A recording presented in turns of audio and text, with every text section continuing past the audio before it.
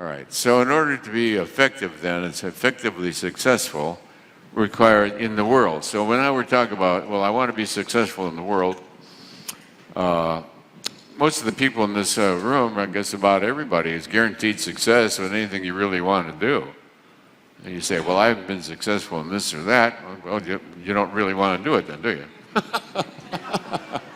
Did you sleep last night? Yes. Well, if you really wanted to do it, you would have been up working on it, for God's sake.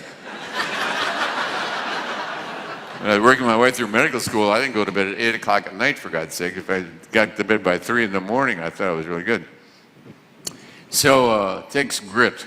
It takes grit.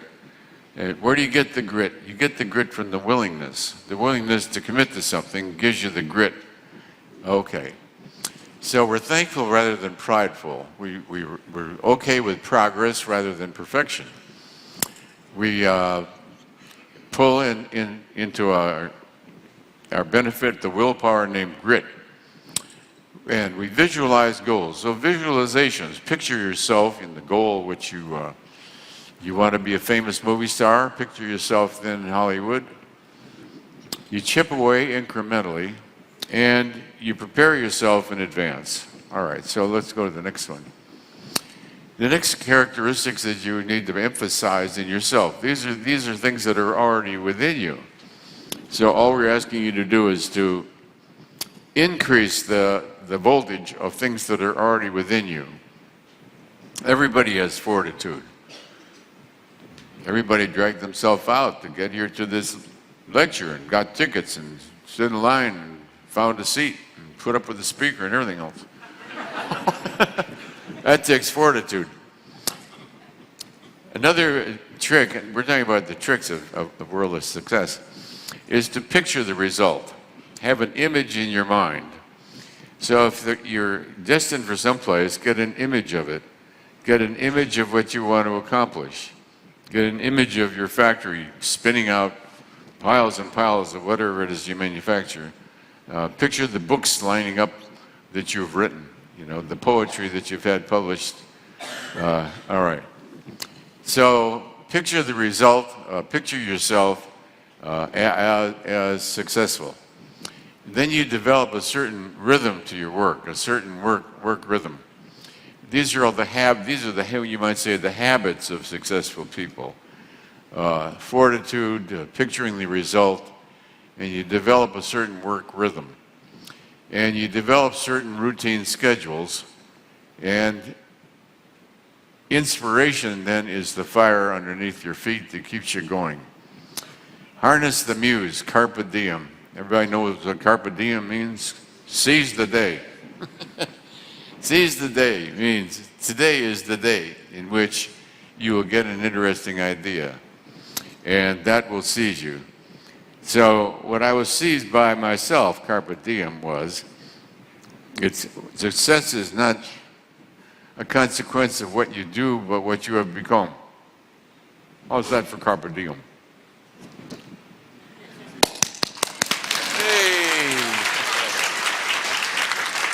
Success is the result of what you have become, and not necessarily what you do. All kinds of people try for success, and they seem to be futile. They just never make it. And all right, so inspiration then, harness the muse, carpe diem, seize the day, means to capitalize on opportunities as they arise. Many people have found that having a special place or setting is very useful to their creating work. If you're into literary work, like writing books, etc., a special place and setting tends to facilitate it, at least with me, where I've got all my reference books and everything all around, and the cat's walking back and forth across the desk. Can't write a book without the cat walking over the manuscript. Special place and setting.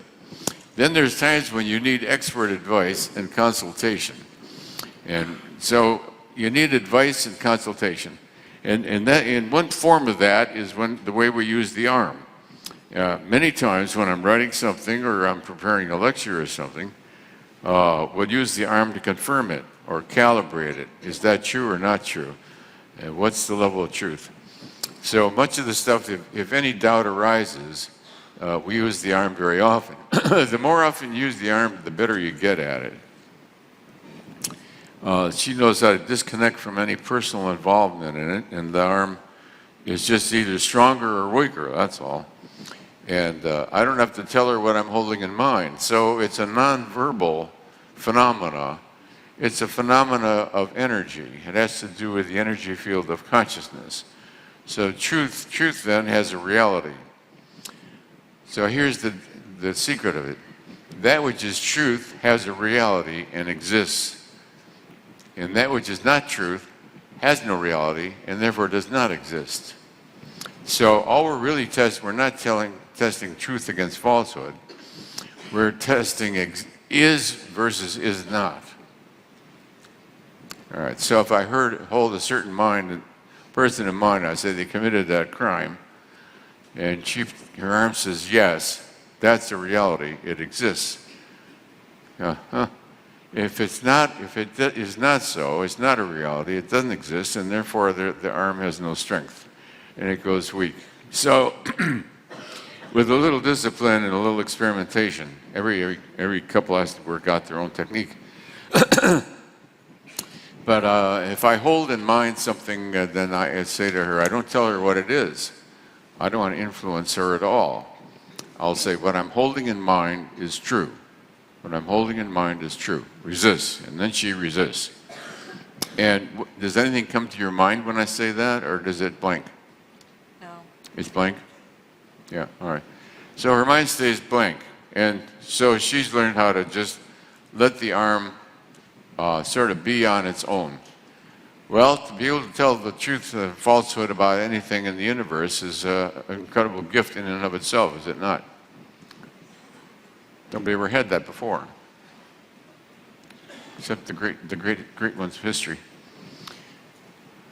Imagine you can tell truth and falsehood about anything in the universe, anytime, anywhere. You can calibrate Cleopatra, Nero, Napoleon. Am I on? Thank you. That brings to mind, remember the Elizabeth Smart case? I can't get it. The Elizabeth Smart case. What about it? The little girl that was missing, Yes. in Utah. Well, we were getting a lot of emails at the time to track her. Oh. And we'd say if she's alive, and we'd get yes. And then we said, is she in state? And we got no, which was, and we went, whoa, what's this? Then a couple of days later, we did it again, and it says no. I think it was a week or so, and then it says no, she was in Utah, and it really blew our mind because we couldn't figure it out as to where she was or what was happening. And then of course they found her months later, but I thought, well, maybe we're getting weird answers. But they had taken her to Florida and then brought her back into Utah. So, sometimes you get answers and you can't make sense out of it. Puzzlements, yes. Puzzlements. So, and you don't know why you're getting that And the other thing about answer. missing persons, we found we couldn't use it to track missing persons. And the reason was that they were somehow involved with karma. Yes. It was their karma. So we couldn't, somebody said, gee, you could locate missing persons. And we asked, could we do that? And it said no. And the reason we got a no is because very often it has a karmic background. Yeah. So anyway, we just seemed like a good idea. Seemed like a good idea at the time.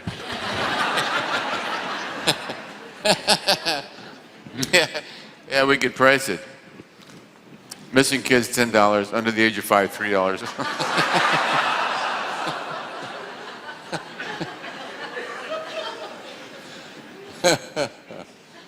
Okay. Expert advice and consultation. So if you find somebody you can work with, very often a spouse is the best, and not always. And then with patience and persistence, success becomes closer and closer. Okay, we'll move to the next one. Hang out with successful people. Yes. Why? Because you pick up from their aura a way of being in the world. Successful people have a recognizable style.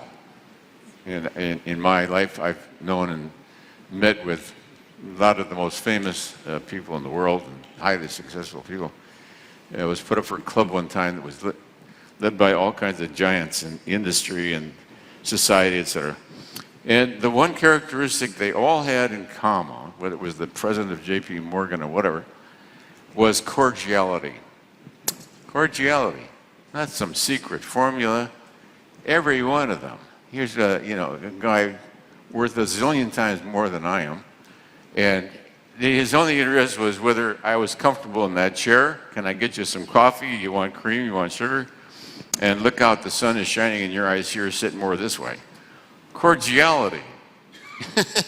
Multi-billionaire. And he's only interested in whether the light's shining in my eye and do I want sugar in my coffee. What do you think of that? That's success. Success is then a way of being, it's a way really of being cordial. It's a cordialness towards all of life and all its expressions. So if I step over the insect, it's an aspect of my cordiality. If there's a stray dog and I try to befriend him, I was in France or someplace, I remember sitting in a little cafe, and there's this hungry kitty over there. Well, I could not deny this kitty. This kitty, meow, meow. So I had to take my lunch and start giving it to the kitty. Boy. All right, so you're cordial towards all of life, whether it's a hungry kitty, or it's a bug on the carpet, or it's a person in need, or in pain, or in suffering, or somebody needs a ride on the road. You know, there's a cordiality towards all of life. So it means that you have an abundance of the life energy. You have more than what you need for just your own survival. Everyone here has more than enough. You've got enough for your own survival and enough energy to radiate out to influence everything around you.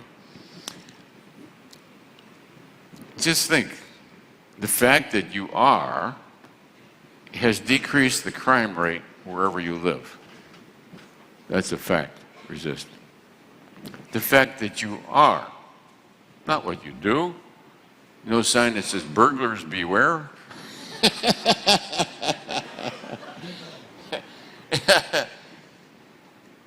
You'd better be carrying an S&W. In the East, I mean, they don't know what that means. In Arizona, I think it said, better have an S&W. So these guns cross the other. You put that up over the W. Guarded by S&W. S&W. All right, so you don't need an S&W warning sign to keep the crooks away. What you are just never happens. So I've got a loaded shotgun by the door. Never had to shoot anybody. And get my money's worth. What am I going to do with that? I was hoping a crook would come by someday. So I've practiced with this big shotgun. Now, what you need is a shotgun. Everybody needs a shotgun. And a shotgun has a peculiar sound to it. How many people know the sound of a shotgun? Yeah, it's unmistakable. So somebody knocks on my door at 11 o'clock at night. I pull it out and it goes ka-chunk, ka-chunk. Yes.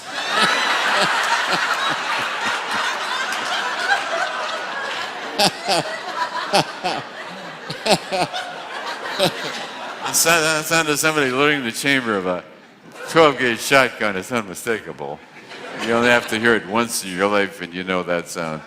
So we've never had any trouble with robbers or ker-chunk, ker-chunk. All right. One way to be successful is say cordiality. Cordiality was the prime characteristic of all the world's most famous and rich people that I've ever met.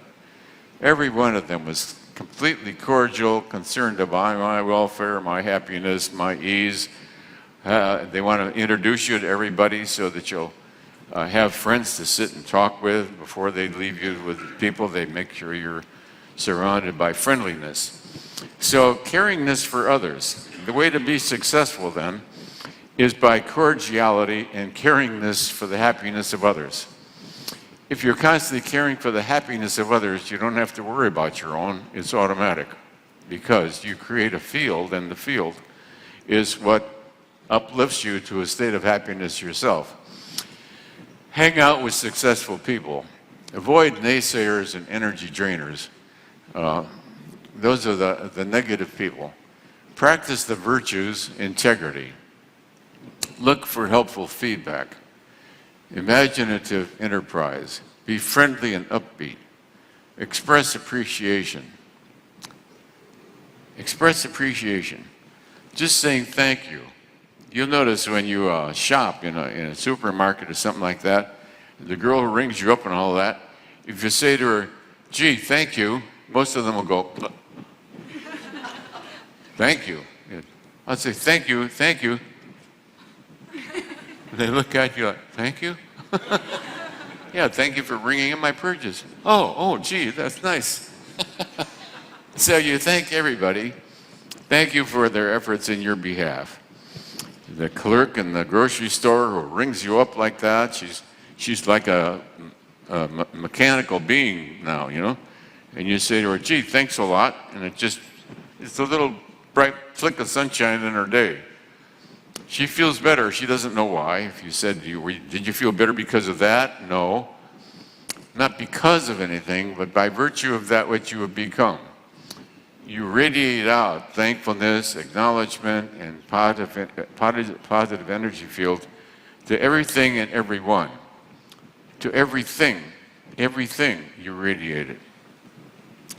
Well, as you become more aware, you realize that which you are is recognized by life. It's life that recognizes you. As you walk through the woods, the trees are aware of what you are. Do you know that all of nature knows that which you are? All of nature. Okay, we have permission to ask this. All of nature, including the trees, are aware of that which you are. Resist. Even nature is affected by that which you are. That which you are, which radiates gratitude.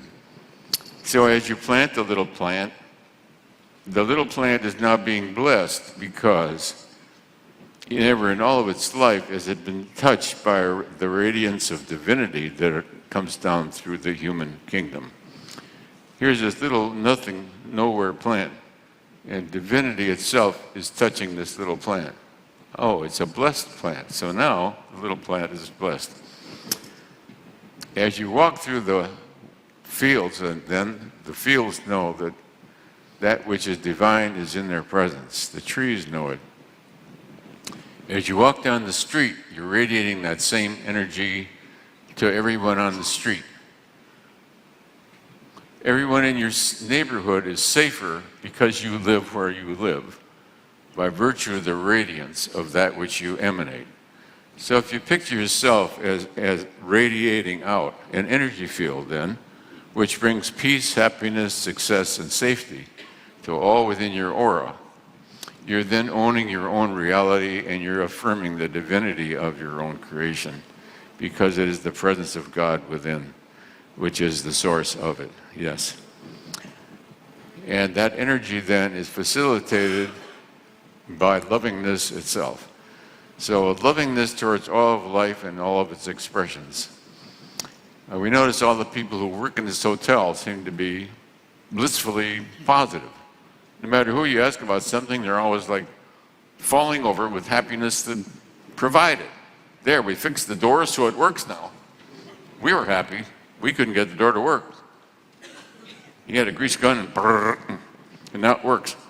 Well, nothing could be happier than us, but he was radiant because we were radiantly happy that he'd fixed it. So we've been loving all the employees that work for the hotel. They all seem to blossom with it. They all, gee whiz. So we don't take anything for granted. You acknowledge everyone. You acknowledge their presence. Thank you so much. The door works now. And so we avoid naysayers and energy drainers. We practice the virtues ourselves. We look for helpful feedback. Imaginative enterprise. Be friendly and upbeat. Express appreciation. So we were ending up on expressing appreciation. That which you appreciate is intensified by virtue of your appreciation. So you're not just being polite, you are intensifying that person's joy of their own existence. So you bless everybody by your loving appreciation. To express appreciation then is to uplift all of life and to bring divinity closer to the experience of others as an inner experience. They don't recognize the source. All they know is that they feel happier and that they are more inclined to go into teamwork. So instead of me, it now becomes us, us, us. So like for this lecture, there's a whole team of us here. There's a whole us, a whole team of people all together. And it wouldn't be the same without each and every one of them as individual. And when I see a certain face of somebody I care a lot about, and I see that person here, and I feel happier. I feel happier. So if I feel happier about all the people I love, one way to make the world happier is to be loving towards everyone in all of their expressions. It's nice to be somebody that people look forward to your coming instead of hiding the china and locking up the children. I put the dog away because so-and-so is coming. All right, so we influence everything around us. That's the important thing. Because if you think you're just doing it for yourself, it'll seem sort of shallow. No, you become the best you can be in every way possible and for the goodness of the world, for the benefit of the world. And it's not being grandiose to realize that. Naturally, things are better because you're part of the world in which we all live. So that results eventually then in a group support. And we're here today with a group. We're here with a half a dozen people or 8 people or 12 people or whatever it is. A whole mess of people anyway. We had a small plane load got here. The next part is being acting the part, dressing the part. You can change your whole mood and ambiance by the way you dress. And of course, that's why there are dress codes in certain areas of life. Why schools have dress codes.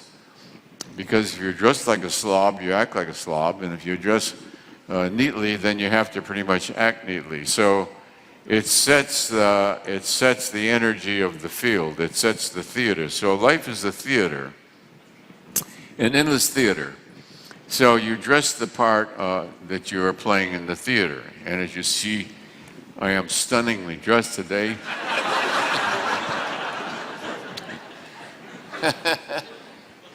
The lack of attire is the expression of male freedom.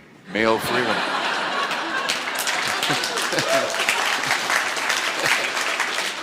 All the goody-goody guys with the red ties. If you notice, red ties are the rage. You can't be on TV without red tie. So I avoid the red tie people. They all have a red tie. People can trust them wear a tie. But others get dressed for the sake of the camera, and they have wives too,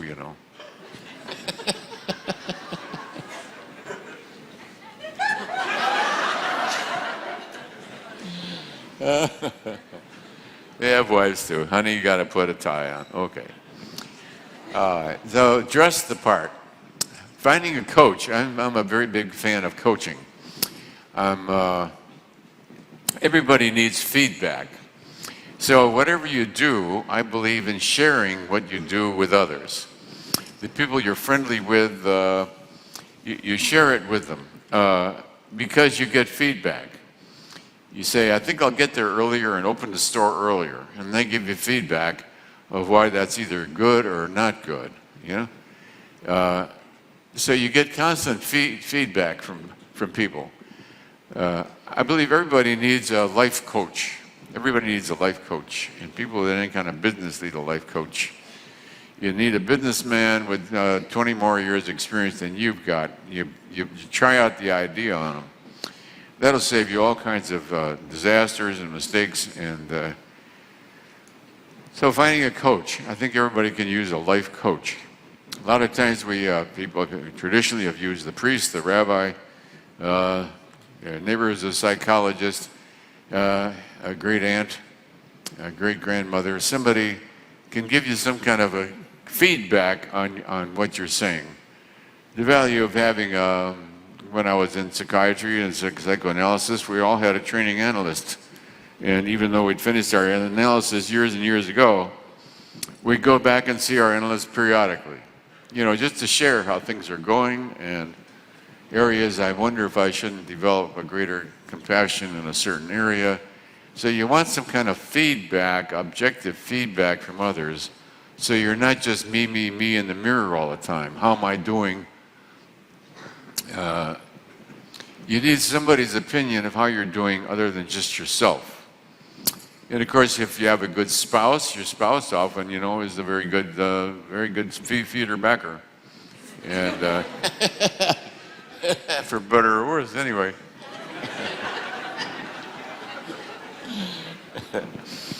We all need somebody that we can get trustable feedback.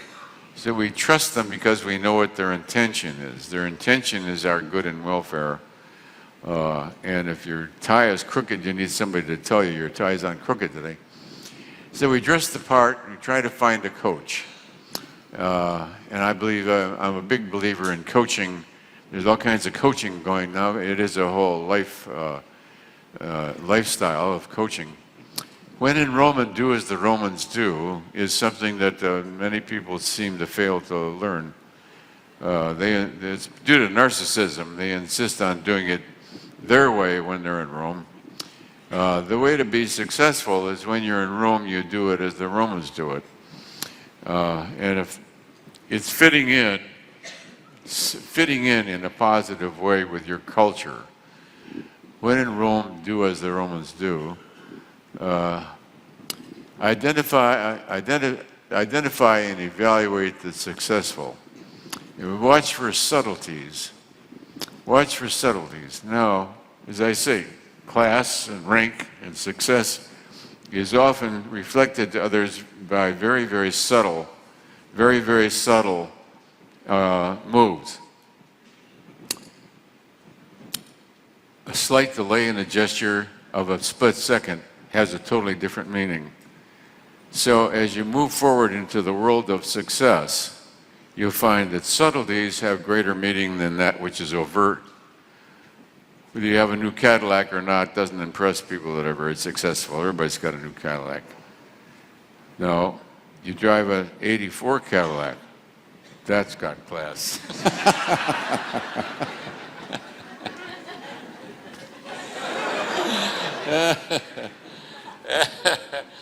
A class is an '84 Cadillac. Everybody can buy a new one. All right. Anyway, the subtleties of success you pick up nuances. Nuances has to do with style and a way of being, and the way of being has to do with the degree of self-confidence, as well as the training and the background of people. Some people are automatically polite when it's not even required. You see, it's not required. You're automatically polite and considerate of others all the time because that's what you have become. You've become a considerate person towards others. And other people pick up the subtle ways in which that considerateness is conveyed. whether they're hearing you correctly, whether you can sit so that the sunlight is not in their eyes. Those are just examples of being considerate of others. Another one is to cut giant-sized projects into bite-sized portions. Why? Because giant-sized projects are too dismaying. You know, you don't have to house clean the whole house. You know, spring house cleaning, now you've got to house clean the entire house. No, don't house clean. Do not house clean the whole house. Just do the upstairs bedroom, period. Oh, okay. You can do the upstairs bedroom, but house cleaning the whole house is heavy duty. So cut giant-sized projects into small portions. So after you do the small portions, what's remaining is less than it was. I once dug a ditch 1/4 mile long by hand. I did it by hand. Oh, God. It was a roadway, a dirt roadway, and the rain would wash it out. So I had to dig a ditch on each side of this road to run the water off. Otherwise, the road was always getting washed off. Well, it was out in the woods. It went right through some very heavy woods. There's no way to get machinery in there, and I don't think I had machinery in those years.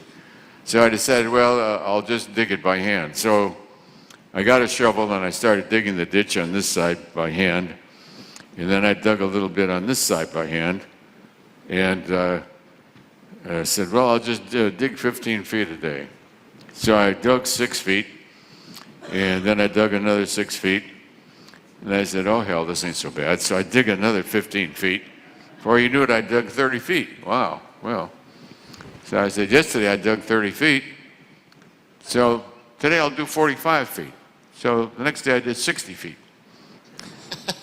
In a matter of time, I dug this whole 1/4 mile long ditch all by myself with no mechanical tools or anything.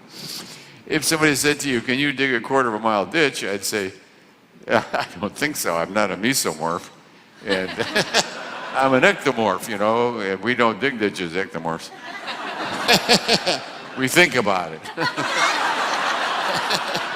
We think about it and call the mesomorphs, and they come in and do it, you know. And the endomorphs watch the whole project.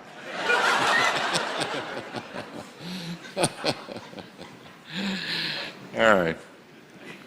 So we uplift other people by that which we have become. And our vision then, by sharing that which we are, you're sharing your aura. Now within your aura is much that you have learned in this world.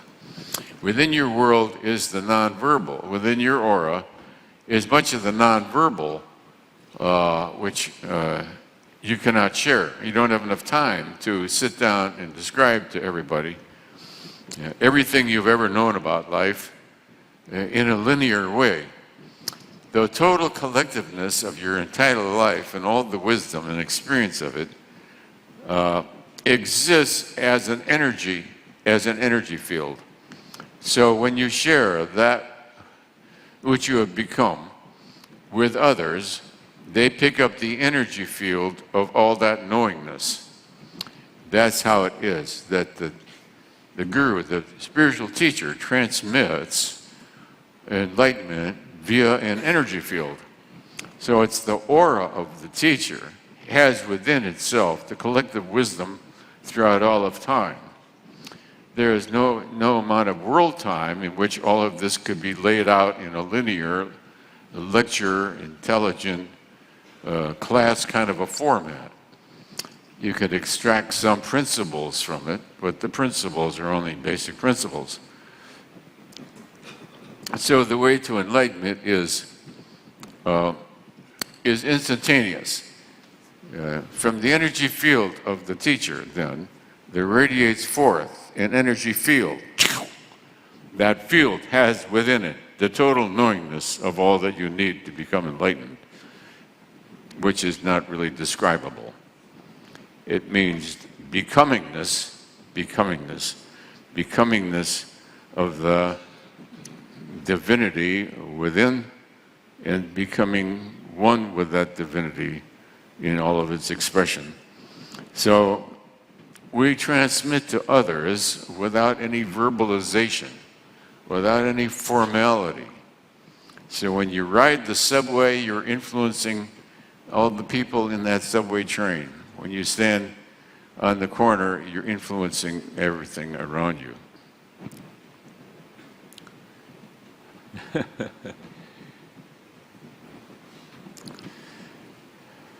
The openness then, your own openness to awareness. Interesting experiment was done recently. One of the world's greatest violinists, I forget where this was reported, I forget his name too. Anyway, one of the world's greatest violinists, you don't need to know his name. It'll come to me later when I go to bed tonight. Anyway, in the subway station, he was done an experiment, I forget what university. It was done as an experiment by a university. Anyway, one of the world's greatest violinists played in the subway in New York City. And of course, so he's playing in there, and occasional people would come over and give him $1, and somebody would give him $5, and somebody would give him 10. Nobody knew who he was. He was anonymous. So here's this anonymous violin player. At the end of the day, he collected, I don't know, $50 or something like that. Not a single person recognized who he was. Not one single person recognized that one of the world's greatest, most famous violinists, because he was doing it for free in a subway station. So this has to do with framing. Because of the framing, people could not see the reality. See? If you had said one of the world's greatest violinists will be in the subway station, everybody would be rushing down and recognize who it is. But he was anonymous. So framing, it isn't just the truth of anything that you say, but the way in which it is held and presented to others. So the way in which you hold all that you have learned in life and hold it for others, you become not only what you are, but how that is held. How you hold who you are. How you frame who you are. If you frame yourself as thankful gift of God to the world, then you are a gift of God to the world. If you frame yourself as a miserable worm, then you are a miserable worm. Because you become what you say you will be. So I want all of us to own the infinite dimension of that which we are for the sake of the world, for the sake of ourselves. Each of us, let's hold out our hands to God and own the divinity within us. That which is within us is the source of the salvation of all of mankind, for which we thank thee, O Lord. Amen. Good, we've all owned who we really are. You're trying to signal something? It's time. What? It's time. Time for what? Lunch. Oh, good God. It's time for lunch, people. I was interested in saving the world. She said, well, you're saved the world already, so that's why you can have lunch. So we'll meet again. What time? We'll resume at 2 o'clock then after lunch. What Thank time? you. 2 o'clock. 2 o'clock, we meet again for lunch.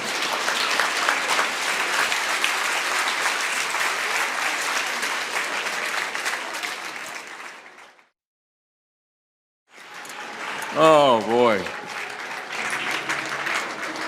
It looks familiar. All right, we've got 101, so we better move along. We said identify with the group. For instance, we came out here to California. It's actually a whole group of us, a dozen or so people all together. Dress the part because part of life is unconsciously role playing. We often act and behave the way we believe that is. And of course, you can do that with hypnosis. You can tell people that they are something or not something. And they will immediately begin to act and behave that way. You're afraid of everybody and you don't have much confidence, and the person will instantly become hesitant and deprecating, etc. We mentioned this morning the value of a coach, somebody that can give you some valid feedback. In the old days in Christianity, you had a confessor.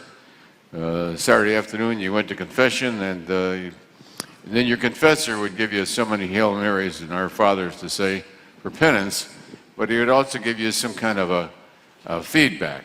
You need to spend more time at your studies and more time being nice to your mother or other. When in Rome, you want to blend in, do as the Romans do. And many social faux pas are just the failure to recognize that edict because it shows respect for a different culture. When you're in a different culture, it's respectful to respect their culture. And if it's okay to wear something on your head, wear it, and if it's not, don't. In other words, try to blend in. Now, the next thing is to identify and evaluate people who are successful. Become like them. Adopt what positive aspects they have. They're reflecting certainly something positive. And we mentioned a few people, and of course one of their success is due to the fact that they're enthusiastic. They're enthusiastic about their ventures. And then in trying to, when in Rome, do as the Romans do, watch for subtleties, subtle little communications. The next thing you can do is take a giant-sized project, and as I mentioned this morning, cut it down to bite-sized portions. That way I dug a ditch on both sides of the road for a quarter of a mile all by my lonesome by just doing 6 feet a day. And then I said, 6 feet, that's easy, I could do 12. So I do 12, and the next day I do 18. So we benefit from the confidence of that which we have accomplished. What's the next one? Activate the ego ideal. Well, Freud identified the ego ideal is really it's an aspect of the conscience, but it's the ego ideal is people that we identify with. Very often the parents are supposed to serve in that function. I always wanted to become as affectionate and sociable and likable as my father. So he was my ego ideal of sociability. When my father sat down to the piano, a whole crowd would form around him. People would start to sing and joviality. And so that was his sociability and good-naturedness became an ego ideal. To be good-natured, to be sociable, to put your arms around your brother and sing songs together.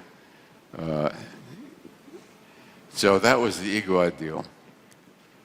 You'll get energy and inspiration in surges, and you learn to take advantage of them.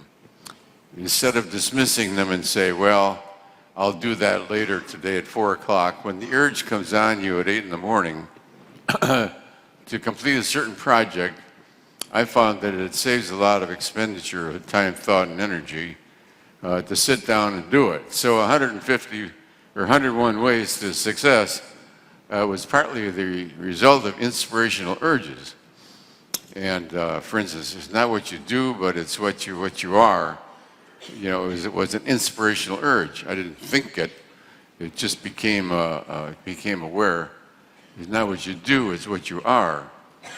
All right, the next trick is to always have a notepad next to your bed, because all the wonderful insights and wonderful phrases and thoughts you've had just before you go to bed, you say, I'll remember that in the morning, and in the morning you forgot what it was.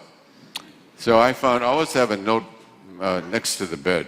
So part of today's lecture is due to a notepad next to the bed. Enthusiasm. Yeah, have a notepad next to your bed.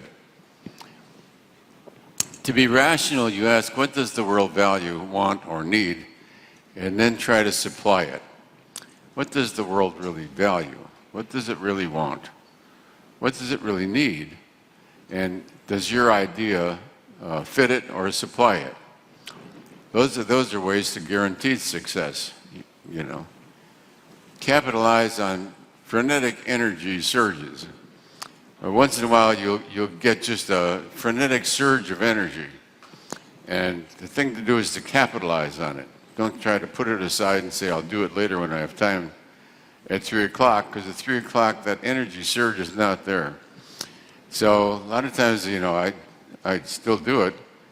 Jump out of bed at 3 in the morning, and I go into my study, and I write a few significant words on there, and then I can go back to bed, and the next morning it's there. And so I've learned from experience to write it down when it's hot topic in your mind. Because in the morning you won't be that enthused. In fact, you may want to remember, what the hell was that bright idea? In fact, Gabe just came over to me and gave me a synoptic condensation of something I was going to say today, and I don't remember what it was. What was it, Gabe? Where's Gabe? What was it? You told me to say ARP. ARP. A-R-K? ARP. A-R-P. I don't know. ARP. ARP. And there's something to do with Donald Trump. Oh, that was a mnemonic for Donald Trump, yeah. ARP. I don't remember what ARP stood for, though. But it was a hell of a good idea at the time.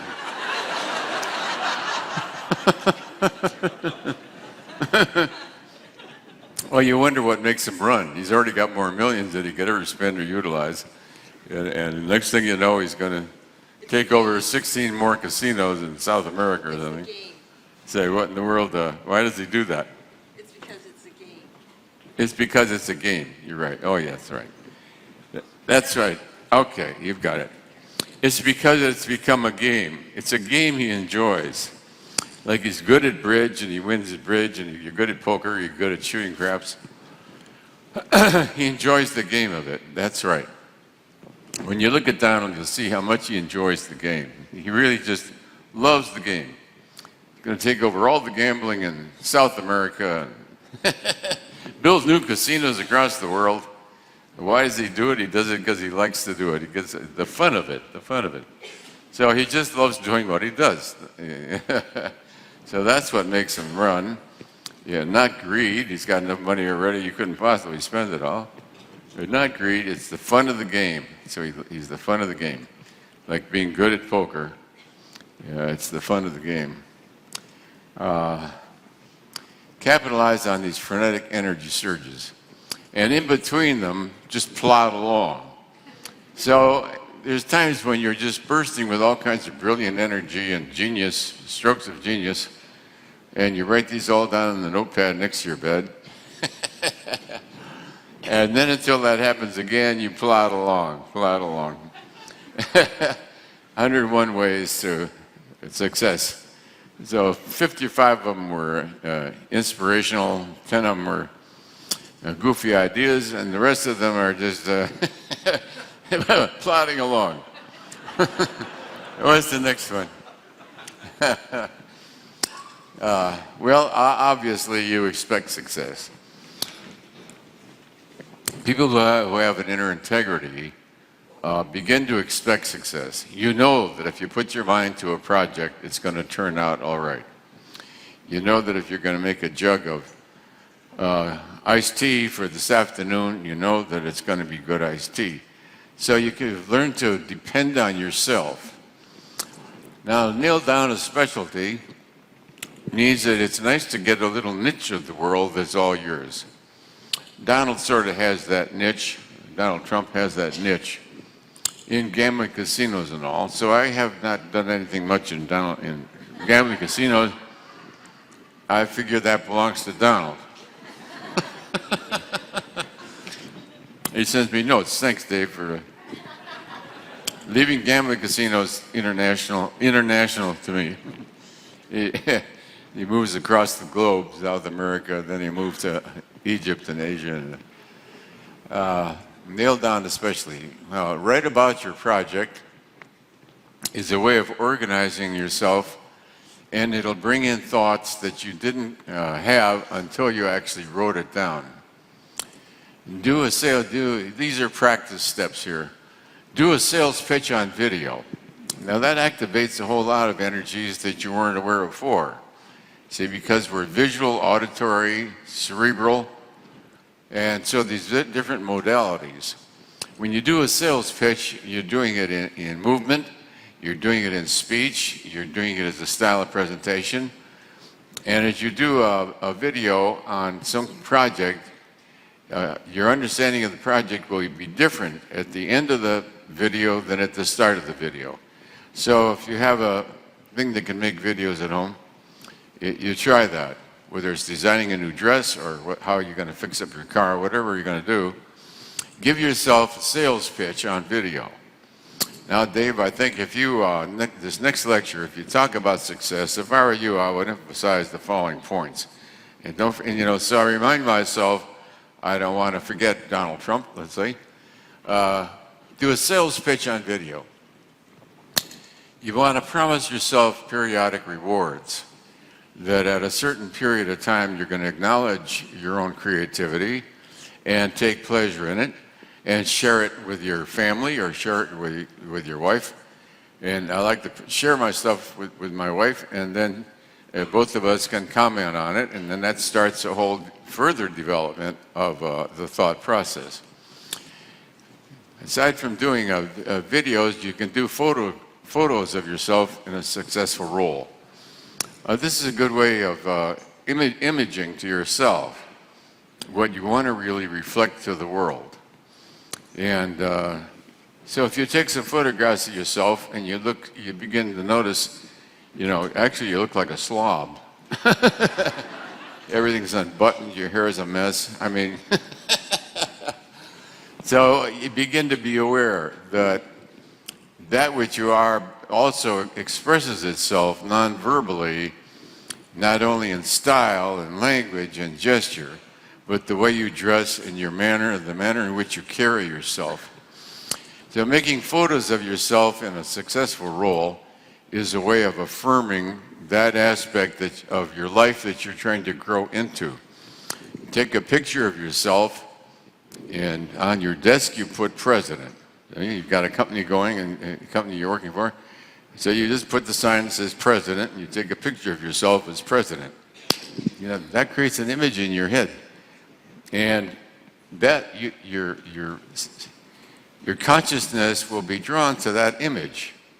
Now, you never really thought about being president of this company before, but the minute you do that, you begin to see, yeah, you could be, actually. And all of a sudden you see the pathway to becoming president. This guy's going to retire. This guy isn't worth a crap anyway. This guy I've outsold. This one I can tell all kinds of lies about and they'll believe me. Anyway, you begin to become that which you think you are.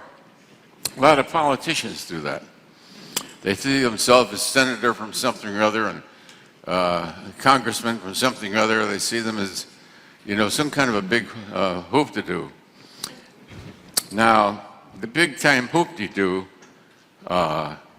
news commentaries on television actually form the people that they're supposed to represent. See? You become your role. So the 5 o'clock news reports that you have gone to Congress buy new Cadillacs for all the poor people in South America, and the next thing you know, you're buying new Cadillacs for all the people in South America, and you're voted into office as the Cadillac president. Well, you've just created that role, manifested it in an audio-visual manner. So audio-visual is quite powerful. Much of what is happening in today's world is not the cause of the nightly news, it's the consequence of it. Did you ever think of that? It's the nightly news that's causing tomorrow's news. Yeah. You think you're reporting today's news. No, you're creating today's news by what attention and energy you give to what subjects. The attention and energy you give to certain subjects then creates the reality out of the audio-visual image of it. So the TV news is quite powerful. One reason I track it is because it tells me exactly what's happening in various areas of the world, which may or may not have surfaced yet. but I know that they're going to. All right. Give yourself $1 for each great idea. Okay. I used to give people $1 for all kinds of things. When they'd come up, they'd give $1. I learned that up in Peru. I was in Peru, up in the Andes. I don't know how many feet it was, 10,000 feet, 8,000 feet, whatever. And I'm up in Peru there near Machu Picchu, and all by myself, I think, in the middle of nowhere. And there was this little girl sitting there with a llama. And a little girl about this big.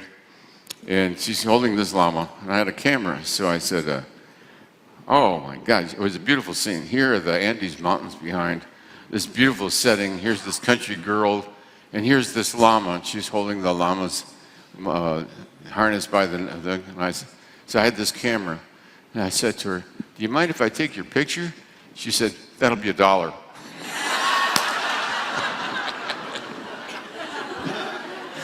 That'll be $1. And that's where I got the phrase, that'll be $1 from her. And I've used it in many thing, you know. That'll be $1. People used to ask a question after a lecture. I said, that'll be $1. So pretty soon I had a bunch of dollars. And anyway, it came spontaneously from this beautiful little girl high up in the Andes. Give yourself $1 for each great idea. And then you'll see as time goes on, they pile up. To thine own self be true. To thine own self be true. And that is to the integrity, the reality of that which you really are. To be true to that. If your innate nature is to be kind towards and forgiving, then be true to that image. And when the crowd is roaring for the guillotine, you're not in the crowd, because that's not your way of seeing the world. The way I see the world, people make mistakes, and I don't behead them for it. I don't believe in beheading them for it. But in the days of the guillotine, I guess there was quite a mob, and 14,000 people got guillotined. After the French Revolution, I think it was 15,000 people were guillotined to death, you know. Well, some people were in the crowd and enjoyed watching the guillotine come down, and other people avoided it. So, to thine own self be true. Put together an inspirational collage. You know, that's a big thing you can hang on the wall, and you put various things in that image. So you're trying to bring about a phenomenon in the world using a variety of techniques, you can see. Unconscious suggestion, imaging, role-playing, pictorial, a collage of all the things you would have if you were that. And so if you want to be successful and have a Cadillac, you get pictures of Cadillacs and you put them up. Right now I've got pictures of jet planes. I have no ambition to buy a jet plane, but they just inspire me. I love the incredible beauty of them.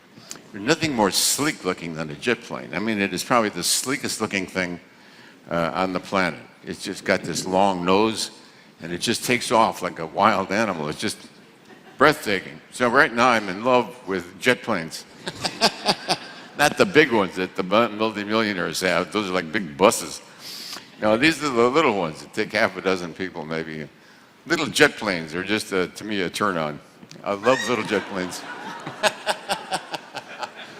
So if I was super rich, I'd buy a little jet plane. And anytime I want to go someplace, I'd run out and jump in my jet plane and take off.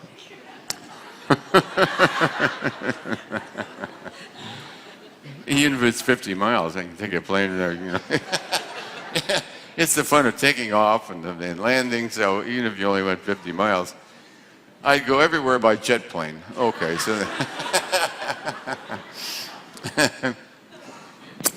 All right. Give yourself $1 for each great idea. Now, be true to yourself, your own standards. Put together an inspirational collage, a collection of things that image what you are holding in mind. If I keep putting pictures of jet planes up on my bulletin board, somewhere out of the blue one might emerge, right? Why not? Be on the road of enterprise.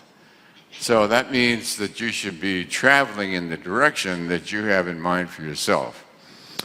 cultivating the relationships that would be supportive, cultivating the intellectual input, the learning, the courses you could be taking. And you don't have to be a genius to build a better mousetrap. Okay, so what does that mean? It means that this is a consequence of awareness. You see what the world needs, and you just sort of automatically try to invent something that will handle it. So over the years, I've invented a number of things just for my own sake. And of course, any one of them could become a product that you could then advertise and sell and manufacture. Clarity of your goals. By success, what are the exact goals? What do you mean by success? To clarify the goals means to nail down in a concrete fashion exactly what you mean by success. Move on to the next slide. Move on to the next slide.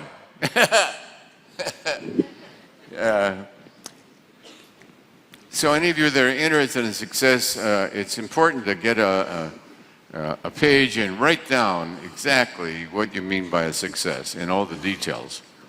Does it mean driving a Cadillac or not? Does it mean taking a cab and not having to bother with owning a car? Does it mean having servants? Does it mean having a great big house? Does it mean having security and coziness? I like cozy security. I like a little cozy place off in the woods someplace, and nobody knows I'm there except the birds and the animals. So to me, success is cozy. Cozy and nature, you know what I mean? That's not other people's idea. But I like country simplicity in the middle of the woods or something, and you hear the birds and the animals galloping around, and that's it. Instead of the sound of city traffic. And other people like the sound of city traffic, and when traffic comes to a halt, they feel depressed. I once had somebody that would come out. She lived in New York City, and she would come out to the country and spend the weekend. The country was quiet and still, and as the weekend went on, she got more and more depressed. Couldn't wait to get back to the city with the sound of garbage cans clanking at 3 in the morning and traffic going by and horns and all. So she was back in the city, she was happy, but being out in the quiet, beautiful countryside made her very depressed and felt lonely. So there's city people and there's country people. So you have to decide, am I a city person or a country person? Okay, put your heart instead of the ego into the project. So that means passion.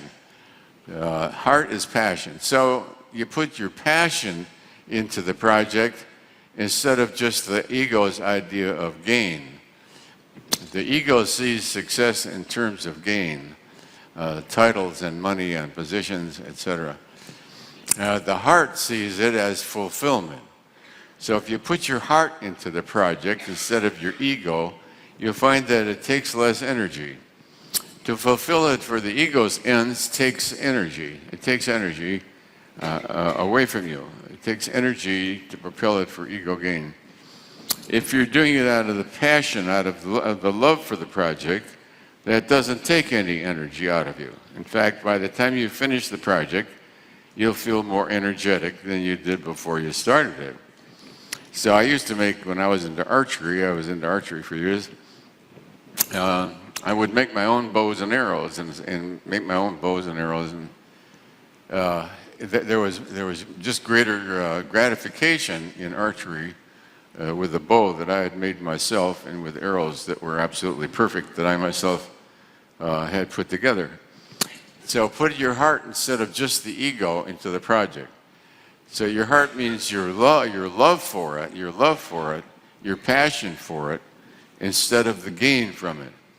So what gain did I ever get out of being good at archery? Nothing. I got a couple of archery medals, if I remember rightly. But once you got a couple of archery medals, a few more don't do any good. So you do it for the love of the sport, not just because you have to be a winner. So many people in sports understand this very well. The love of the sport is what puts them out on the practice ground, and they'll do for love of the sport that which they would never do for money. which aspects of your project are ego and which are soul is just a different way of expressing the same thing. The ego is looking for gain. And as we mentioned before, not only just gain, but the glamour of the gain. And the book I mentioned, did I mention the glamour this morning? No. Alice Bailey, right? All right. I've mentioned Alice Bailey's book on glamour before and other lectures, many other lectures, in fact. Alice Bailey was a spiritual writer, and she wrote a book called... Glamour. Called what? Glamour. Glamour. Yeah, that's right, Glamour. The book is called Glamour. It isn't the thing itself, it's the glamour. Now, glamour is not an imagination, it's an energy. There's an actual energy that you can calibrate and measure, and it's called glamour. And glamour is what you project onto something out there. You think what's attractive is that Cadillac. It's not the Cadillac. It's the glamour that you project onto the Cadillac. Now it's greater than life size. It's not just a car anymore. It's a royal chariot, you know what I'm saying? I have a Cadillac. I'm a Cadillac owner. I've had this Cadillac since I got it, or I bought it used in 1984 or something. What year is that Caddy? 84? I think it's 80. 84, yeah. Anyway, it's an 84 Cadillac, and I bought it in 89 or something. Anyway, this Cadillac still sits up in my property, and it's carefully polished, and we repainted it and everything. And I never take it anywhere. It's just that it is mine.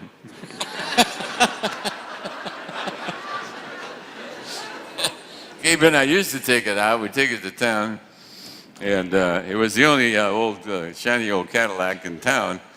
And everybody's head would turn. They'd look at this big old Cadillac going by. All right, so it's what it stood for. And the energy of that old caddy was just wonderful.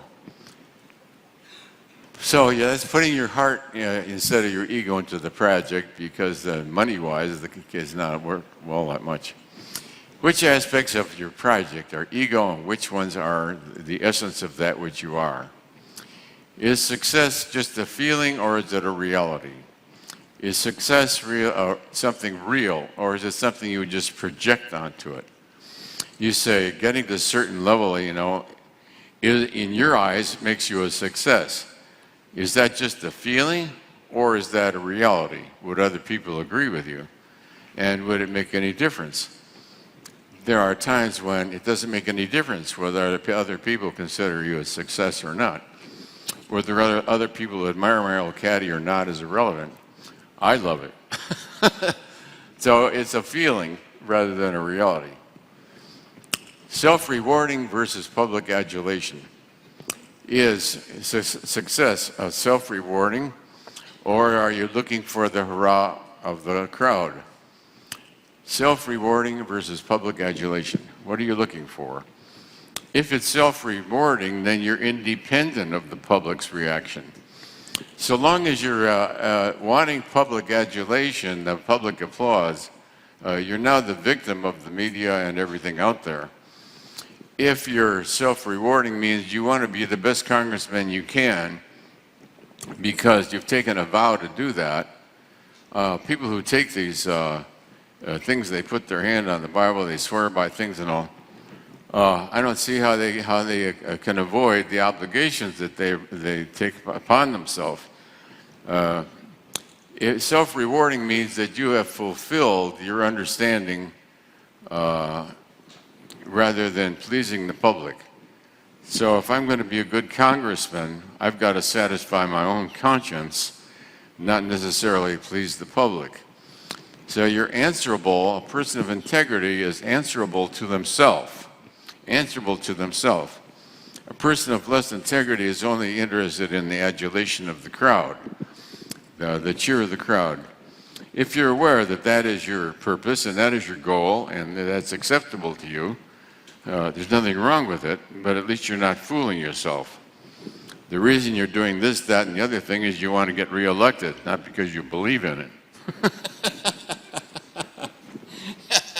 You can hear a politician, he gets home and says to his wife, "Man, what a bunch of horseshit I did today." But I won the vote. He won the vote, even though it's complete and total BS. You know? Self-rewarding versus public adulation. Success as adequate to your lifestyle. Adequate to your lifestyle. So that means success has to be appropriate to that which you are. So some people pretend greater success than they have. Other people are sort of chronically poor looking, even though their mattress is stuffed with money, I'd say. Anyway, number 80, to be lighthearted versus being grim. That the pathway to success should be pleasant and easygoing instead of white-knuckled. You see many people trying for success and it's sort of pathetic. Your heart goes out for them. You say, good God. To such extremes they go for that which should be automatic. Because success is really being adequate rather than being some kind of an Olympic star. And to be adequate means to utilize the faculties that you have just normally, but use them with a goal in mind. When one way to success is merely being friendly and pleasant and good partnership. If you think of somebody you want to accompany you on the road to success, you don't want somebody who's white-knuckle, boring, and grim. And so success is really a more general kind of an attitude of being dependable and reliable, being pleasant, agreeable, friendly, dependable and reliable. Success as being responsible as well as reliable. It means you're willing to be accountable for your efforts. And therefore, it's important to stop giving energy to self-doubt. Why give energy to that which is negative? And the desire is to produce the best possible performance, whether you're on a job or you're on a trip, you're doing a minor repair on the car, whatever it is. There's a pleasure in knowing that you've done the best possible job you could at the time. You can't compare it to the hypothetical. I mean, if you'd had, $100 worth of equipment, you could have done a better job.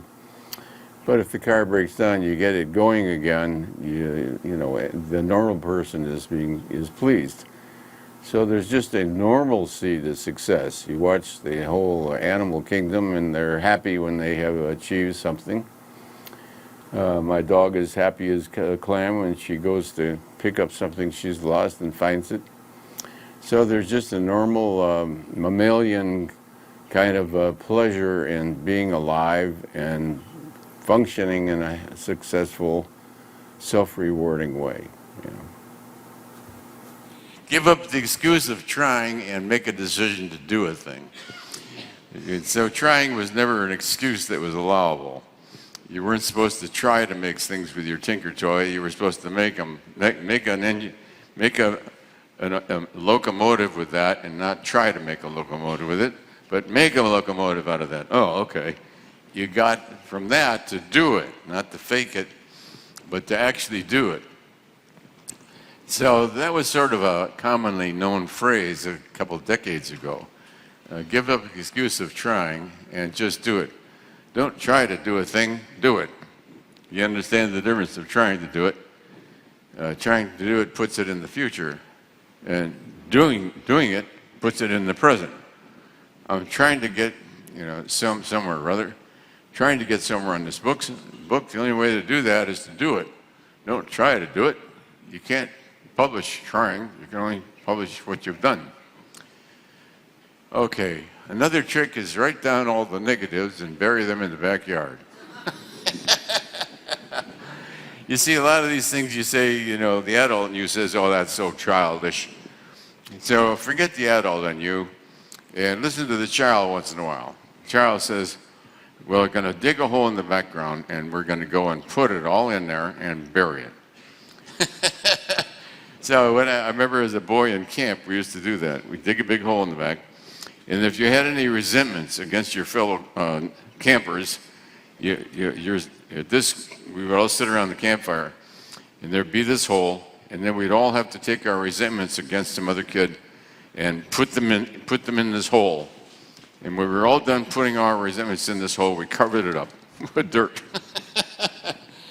You say, well, that's silly. It's not silly because you're actualizing something that would otherwise be in the abstract, non-specific. So acting out then symbolically. We typically do this in religion. We typically act out by various means that which is symbolized by the body's motions, etc. It brings it to a different level. When I say, to thee, O Lord, Most High, that's different than saying, to thee, O Lord, Most High. So you go to cultures, India, or you go to South Vietnam, no, where do we go? We go to Korea, yeah, all right. Where that's part of the gentility of the civilization is built in. That each one, I bow to the God within thee, you acknowledge the divinity of each entity, and there is a profound strength in that. There is a communication of spiritual reality that does not exist other than through the physical. Okay, identify helpful contacts. Now we're talking, but we're back again to the practical, the value of having feedback from consultants and experts. Identify helpful contacts. Who would be helpful to you in developing your idea and moving it forward? Each one, some may only add a few ideas. You know, if I were you, I'd make it blue instead of green. It'll show up better. Oh, you're right. So do the brain gym exercise of the road to be traveled. You know what brain gym is? The brain gym is you put your neurons through the whole exercise. You picture yourself sitting down, you picture yourself picking up the pen, you picture yourself writing it, you picture yourself proofreading it, you picture yourself getting it typed. Now you're going to read the typed copy, then you're going to correct the typed copy.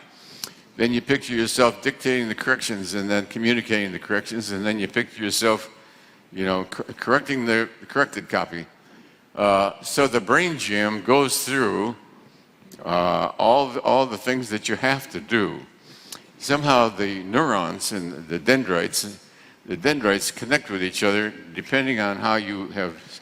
So when you picture something happening, these little dendrites loop over and connect with this dendrite. And then you picture the continuation of that movement, and that little dendrite, as it grows, it flops around like this, and it connects with this one. So you can see pretty soon you've connected up a whole circuitry in your brain in the dendritic processes, because these dendrites are constantly forming and collapsing. So as these dendrites are waving around, they're saying, where shall I go? Where shall I go? Oh, go here, oh genius. Oh, okay, thank you. And then this dendrite begins to wave around and says, where shall I go? Where shall I go? And you say, well, come over here and draw the face of a doggy. Oh, now it's a doggy face. Now draw a kitty sitting on the back of the doggy. Oh, so pretty soon the picture begins to develop and emerge of its own, and as the dendrites are waving around. So one way to stay young and flexible is to realize that your dendrites are constantly waving around in your brain, no matter how old you are. You don't wave as much maybe when you get older, but I hear them waving. Oh, okay. I hear them waving. I got you. So, anyway, take advantage of the fact that these dendrites are constantly forming synapses. A synapse is a connection. So they're available. So these dendrites are asking you all the time, what should I pay attention to? What should I do? And if you picture yourself writing a book and then sit down and begin to write the book, the dendrites say, oh, he's writing a book. Oh, she wants to write a book on cooking. Oh. So now the little dendrites begin to form a pattern, and they merge with each other. Instead of just flopping around loose like that, they begin to make synapses. So the brain now begins to, the brain gym means that your neurons, the dendrites, are going to connect up with each other, and that way form a functional unit in your brain. That's the brain gym exercise. It pictures you going out on the ball field, wiping off the bat, pulling up your socks, lining yourself, etc. It does everything. Then you energize each step. So not just the overall pattern, but each step of the way. Now, when I remember that ditch that I dug, I would get ferocious with it. Here's this big long, quarter of a mile long or whatever it is, and its earth had not been moved before, so it's virgin earth. And I'm getting there, pushing down, and there I said, I'm going to do 6 feet today, 6 feet, that's all. And I get to 6 feet, and all of a sudden my mind would look ahead, and I would see another 6 feet. So I just would look ahead and see that 6 feet, and I'd say, the hell with it. And I'd go after that 6 feet. Next thing you know, I had 12 feet. I had to stop myself, or I'd be going on to 18 feet, you know? So that which you energize develops a certain momentum of itself. Highly successful people learn how to take advantage of momentum, how to energize, how to move those dendrites to be connected correctly, how to get yourself enthused. The fact you've got enough gambling casinos already is not what it's about. It's the game of building gambling casinos.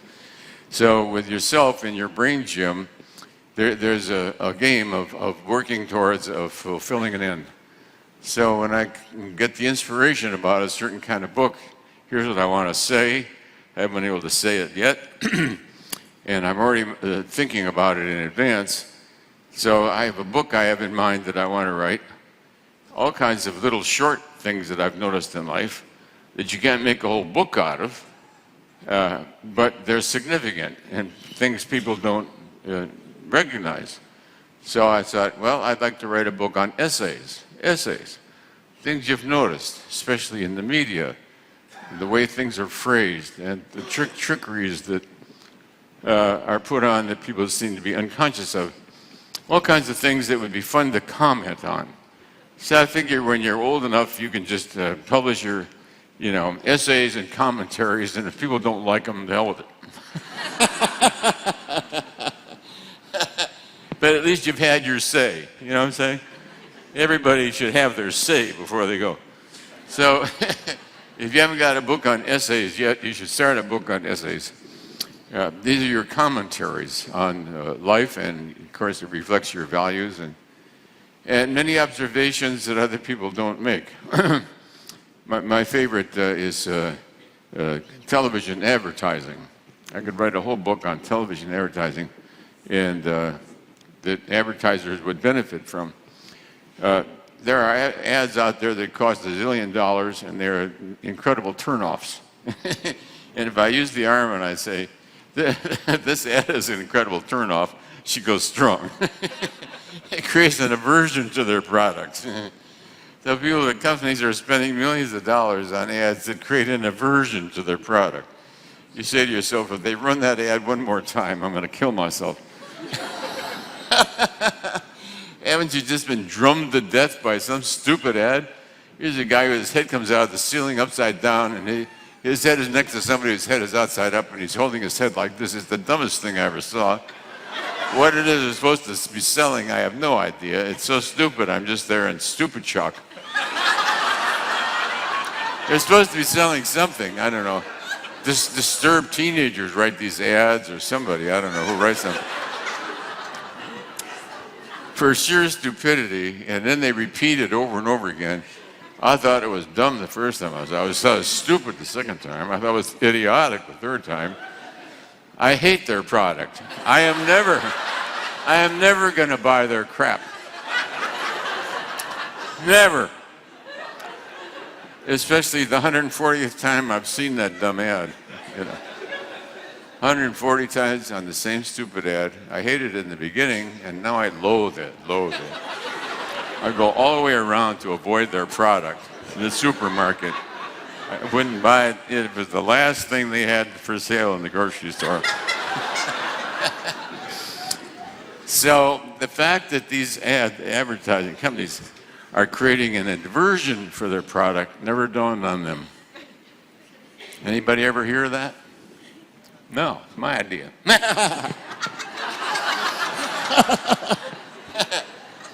They're spending millions of dollars to create an aversion to their product. People hate it. I don't want to hear the name of that product one more time. If that idiot comes with his head coming out of the ceiling upside down, wants to sell me anything, I wouldn't buy it if he gave it to me. Anyway, don't get me started on TV advertising because I can go for a half an hour on it. You know, I'm just getting steamed up on it. Energize. Avoid ethically dubious schemes. All right, if there's anything that makes you tiddly about a thing, it's best to avoid it. Avoid ethically dubious schemes. Makes you wonder about some politicians because there's nothing that seems ethically dubious to them. We've used the arm on some of them. It's scary. Avoid ethically dubious schemes. I'll tell you one reason is because the person you are now at this age, it may be okay, maybe a little okay, shady. But as you get older, your ethical responsibilities seem to be more demanding and heavy. So a chancy, dubious, morally dubious scheme that you pulled off at 25, at 45 it's going to bother you. I'll tell you, at 45 you're going to say, Jesus, why did I do that? I mean, I must have really been stupid. At 65, it's really a burden. And by 85, you know you're going to meet God pretty soon. And you got this black spot on your soul. I told you when I was a kid, sin was explained to me as a spot on your soul that God could see.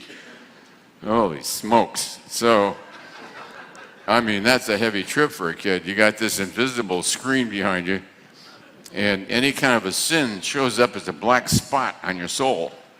Holy smokes. And there's God up there looking down on you, and here's this screen behind you, and sins are showing up as smudges on your soul.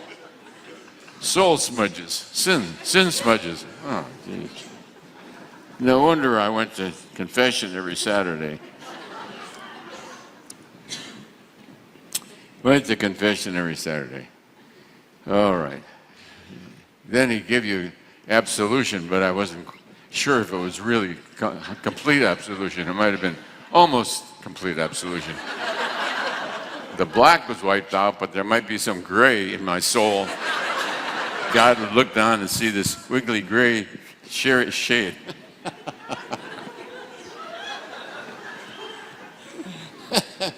And I told you about it after going to the confession, going to communion one Sunday morning on the way to church. Here's this 30-foot billboard, and here was the Jansen swimsuit ad. This is back in the 30s. It was a one-piece suit, very discreet by today's standards. But here's this 100-foot-long blonde. I'm driving by this 100-foot blonde in a swimsuit, and the top's down on the old convertible, and I'm trying not to have any sinful thoughts. She's 30 feet long and curvaceous.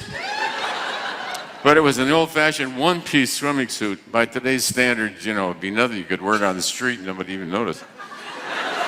But in that era, back in the 50s or whenever it was, before that, 30s maybe, anyway, I was afraid it might have energized a sinful thought. Okay, put your heart instead of the ego, we mentioned that. And to differentiate which is ego and which is reality. Give up the excuse of trying and just do it. Write down all the negatives and put them in the backyard, we said. Have supportive relationships. Fake it till you make it. Select a role model. Decide to be happy no matter what the result. So that would be happy through the effort. In other words, by your commitment to express the best of that which you are capable, to be helpful to society in all of its ways. The image I have of the perfect life is to be that which lights up the world wherever you go. So that which is integrous and aligned with the will of God lights up the woods, and as you walk through the woods, every tree knows that you're passing. And that which is lit up by the love of God and acknowledges God as the creator. When they walk through the woods, the whole woods knows it. Okay. I'm sorry for interrupting your interrupting.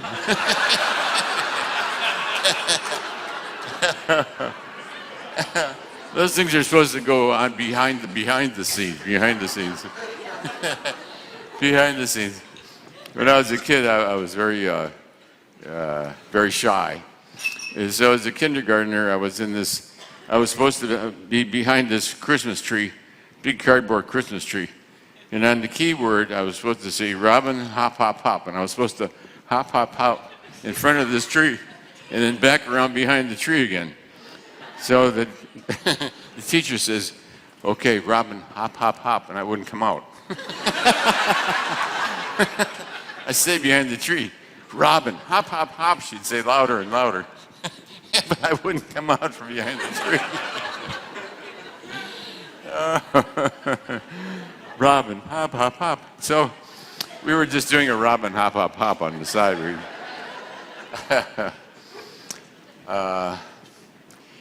The decision to be happy no matter what the result means that the source of your happiness is not consequent upon the world or performance.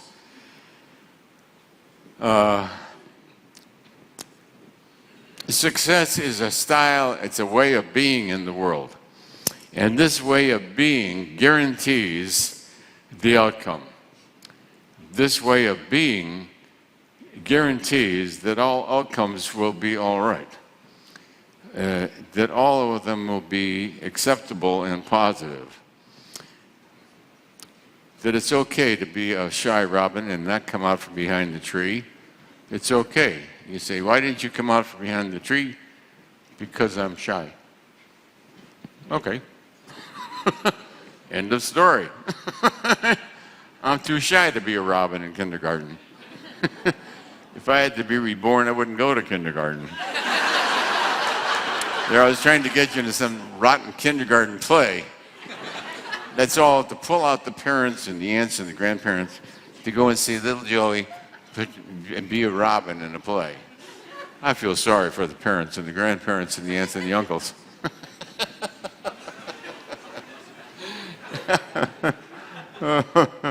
You got to go and see him be a robin in the kindergarten play. How many of you been to a kindergarten play? Oh, God, did you ever survive it? Yeah. It's a tough one. Well, because you love little tots and they're all cute, you go in and it is sort of a fun exercise. It is a fun exercise. Okay, so you have supportive relationships about you, and there should be coaches on that. Select a role model. Decide to be happy no matter what the result. To be a happy person means that you live according to certain rules and guidelines and qualifications. And therefore, you don't have to have a result. You just have to be that way. So the fact that you're as friendly as you can be and as helpful as you can be doesn't mean that you have to be popular. So if you're just doing that to be popular, that's quite a different thing than just doing that because that's the kind of a person you are. You're that kind of a person. Remember that great success is often fortuitous. Great success is often fortuitous. In fact, some of the greatest success stories in the world many of them were or a lot of them. In one list I once made, all of them were fortuitous. You just happened to notice something at the right time and in the right motion. And of course, we give the discovery that eventually led to the development of penicillin to that. You know, when you noticed the petri dish that where the dust blew in, the mold didn't grow there, and discovering why. Why is that? They discovered it was the basic discovery that led eventually to the discovery of penicillin and changed the history of World War II.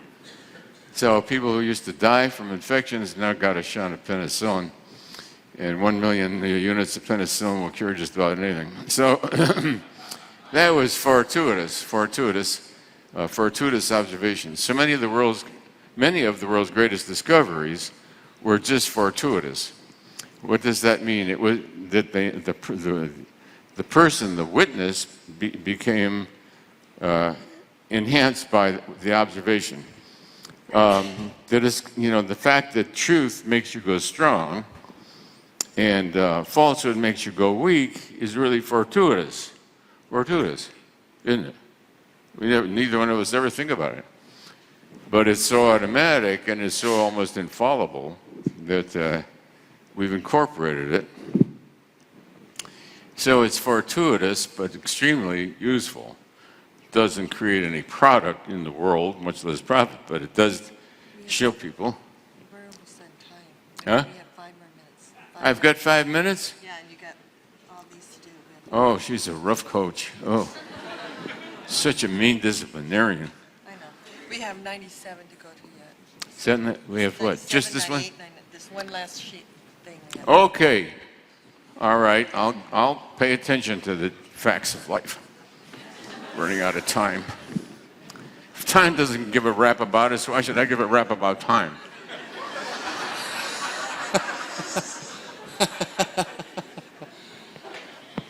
All right. Great success is often fortuitous. So you don't congratulate yourself for it, you give thanks for it. If you happen to make an observation that leads to great discoveries, what happens is you're thankful. You're not prideful, you're thankful.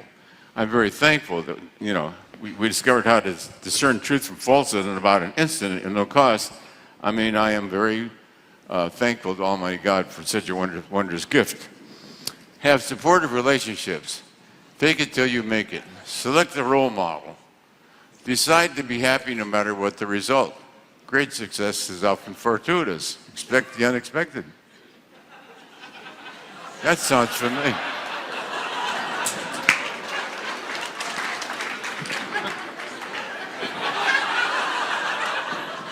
Avoid winning the lottery or calamity. You may have seen on television, I'm sure, what happens to people who win the lottery. You know, these multi-million, they won $13 million or something like that. What happens to the life of people who win the lottery is 100% calamitous.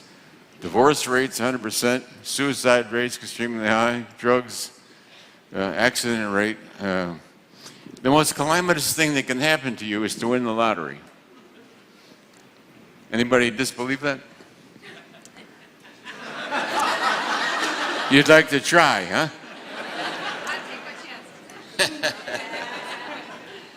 It's because it has both conscious and unconscious consequences. And of course, the media make it even worse.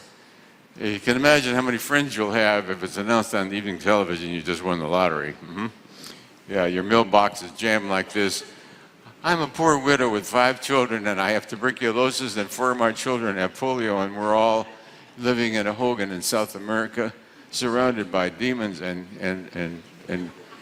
a small donation would mean life or death to us.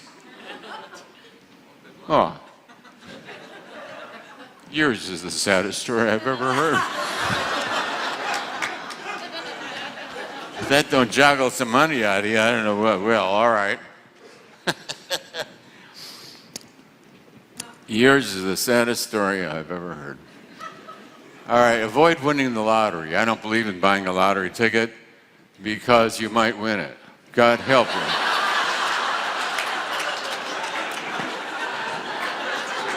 You think I'm kidding? Look up the research literature on winners of the lottery. Divorce rate, 100%. Suicide rate, 5 times average. Addiction and alcoholism, etc. It's disastrous. The most disastrous thing can happen to you in this world is to win the lottery. Okay, let's see if that's true. I just bought a ticket. I said not buying a ticket, winning the lottery. All right. Idiots buy the tickets. It's a sucker game. Get the money out of them. Winning the lottery is probably the worst thing that happened to you in our society. Resist. That's right. The worst thing that happened to you in our society. It's disastrous. It's completely and totally destructive. And almost every single case has been studied. It led to suicide. The divorce rate's about 100%. Suicide rate is, 80%. It's disastrous. It pulls in energies. It's not just money, but the energy that all that pulls in. Not to mention the media attraction. So pray to God, dear God, please don't let me win the lottery tonight. Amen. Keep a watchful eye on the ego, the big I am. The big I am. When you are successful, the ego tends to jump in and say, boy, aren't I wonderful? I'm terrific, and I must be really the best in the world. Keep a watchful eye on the ego. All right, so the ego is the narcissistic egocentricity, which is always hungry. The egocentricity, the ego keeps itself alive by feeding on the energies, and therefore it's always hopeful of taking over. Its enemy is spiritual alignment. The enemy of the ego, is spirituality. So without spirituality to balance it, the ego runs everything, runs the person's life, and runs them eventually into hopelessness. Okay, so keep a watchful eye on the ego. Realize that the egocentricity is prideful and always looking to win. Realize the world has gotten along without you thus far. Uh-oh. That's one that brings us back to reality. The world has gotten along without you thus far.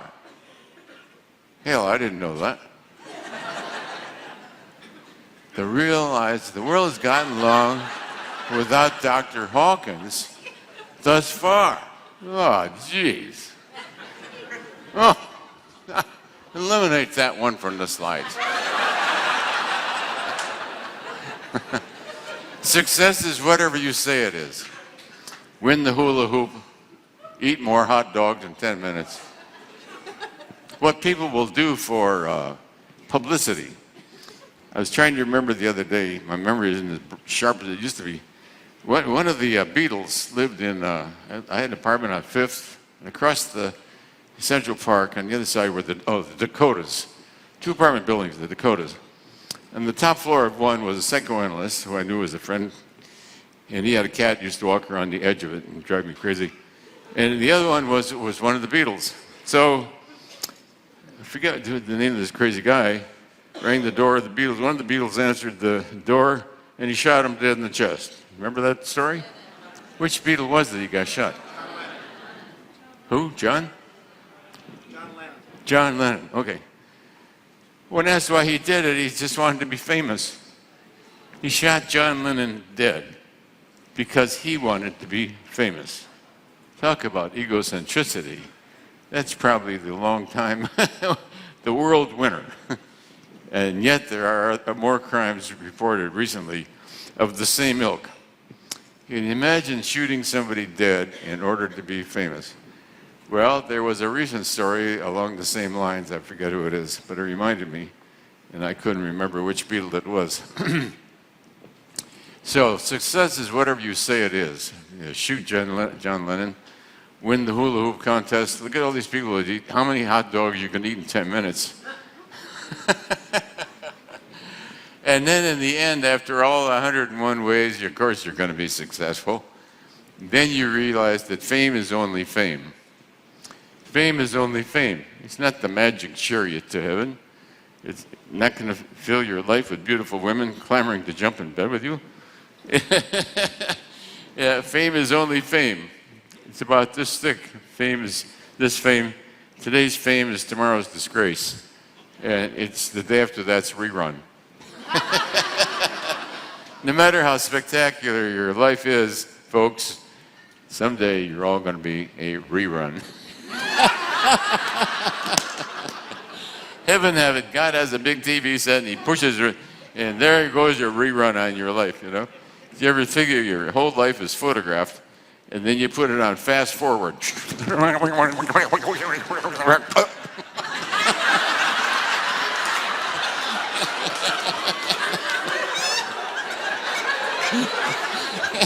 You put it on reverse. Then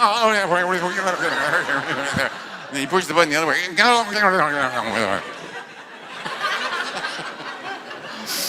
So you run your